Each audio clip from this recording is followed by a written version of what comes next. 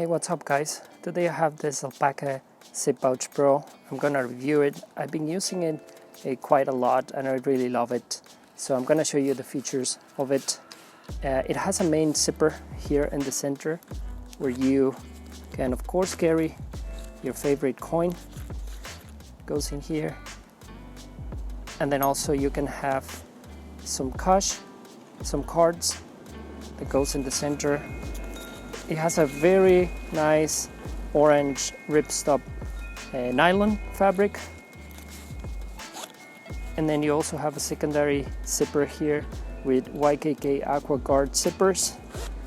Again with the orange nylon on the inside. And then here on this pocket I'm carrying my Vero Engineering Mini Synapse. And it goes here. It fits really nicely in this pocket. Then on the other side you have this left one where I'm carrying this Lynch Northwest Prybar. And then on the right hand side I'm carrying my Notorious EDC Gear bomb. Now the fabric, I really like it because it's an X-Pac VX42 fabric. It's waterproof. It has this plastic feeling that I really like. And on the top, if you have the hub environment from Alpaka, you can put this keychain, which is magnetic, and you can take it out really easily.